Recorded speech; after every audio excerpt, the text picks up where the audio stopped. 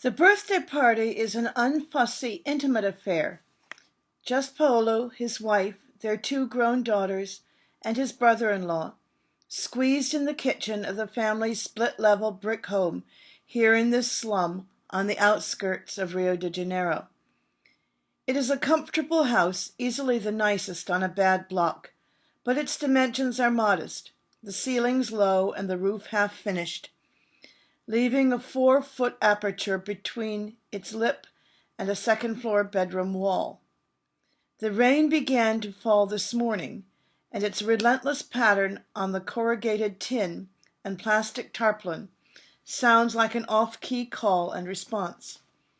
Shoeless and beaming, Paolo sits at the head of the kitchen table with his arms stretched wide in front of him, threatening to erupt in a fusillade of tears if anyone dares to sing another chorus of Happy Birthday to You.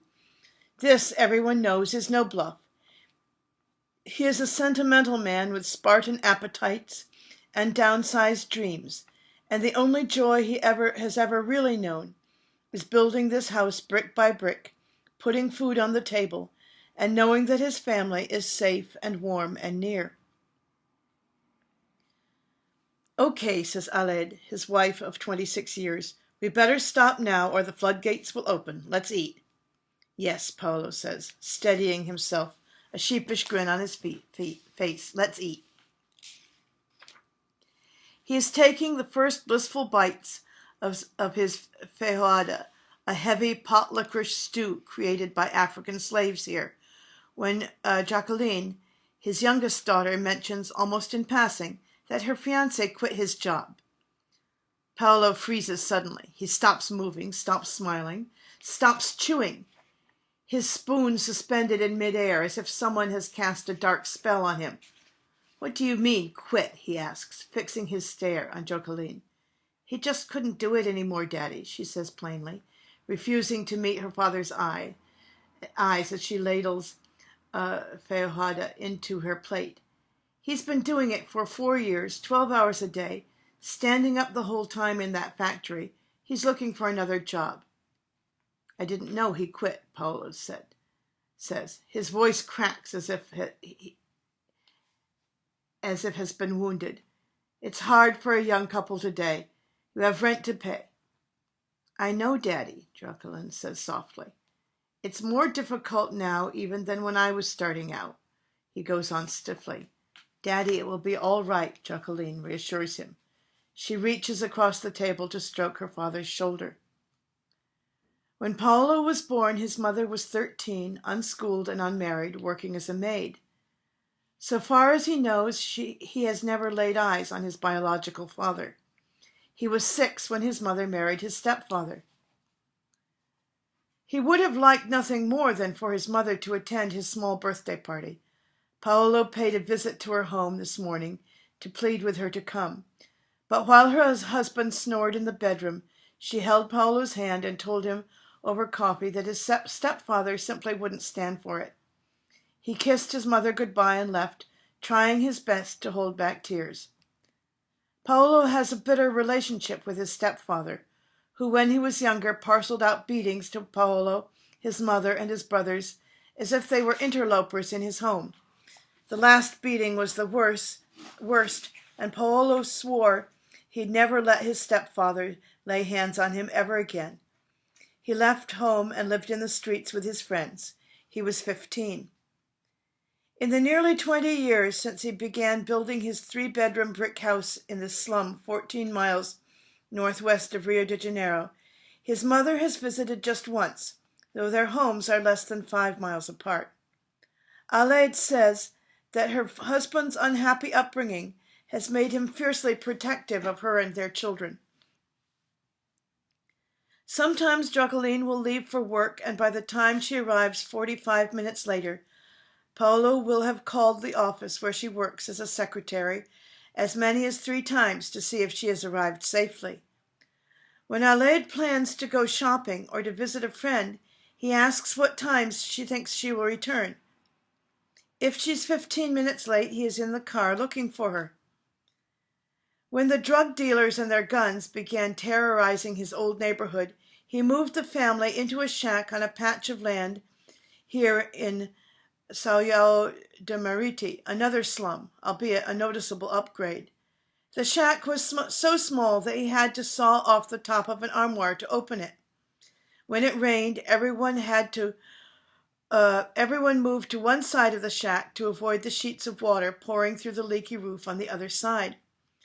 Paolo raised the shack and began building the house the family lives in now, a modest 2-level dwelling with blank gray concrete walls. It's a tight fit, but Paolo's 3 oldest children remember the shack and jokingly refer to their new home as the castle.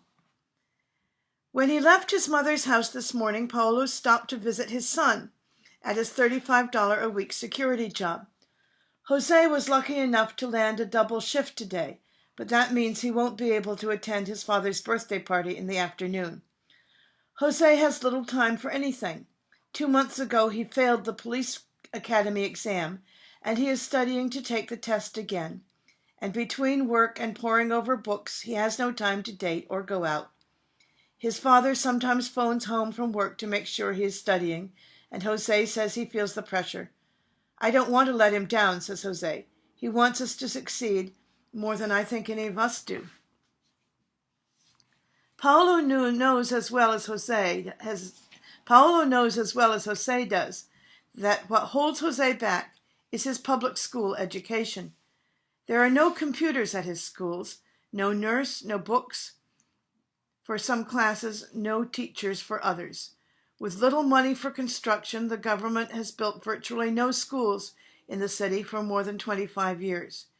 It was not unusual for Jose to sit in a classroom with more than 50 students. In high school, he once had a teacher who didn't teach. He would let the students talk quietly among themselves while he napped, sipped coffee, or read the paper. His attitude was that we weren't going to amount to anything, so why waste his time, Jose said. Our parents weren't doctors or lawyers, and we weren't going to be doctors or lawyers. We could read, and that's pretty much all you need to be a maid or chauffeur. He never saw us as being anything more than that.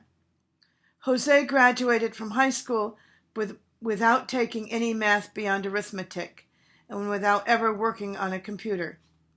There's just a lot of stuff on the exam for the police academy that I'd never seen before. I'm trying to re-educate myself now. As is true with Jose's test scores, the family setbacks usually seem to come down to numbers that don't quite add up. The $150 a month tuition for Jacqueline's nursing school is about $10 more than her monthly salary, and the provincial government and the federal government offer a combined $0 in college aid. The 12-hour days that the family's eldest daughter, Aline, 28, puts in on her job as a switchboard operator leave her without enough time to study, even if she manages to save the money she needs to go to business school. Brazil's unemployment rate has driven wages down by 10% in real terms over a 6-year span, and where there are labor laws in place, the government has no money to enforce them. Aline does not dare complain that she works at least 2 hours a day without pay. "I have this theory," Paolo says, as he sits at the kitchen table, "that the reason no one in my family ever gets sick is because poor people know they don't have health care or sick days. The mind conditions the body not to get sick. Brazil just doesn't present us with many options."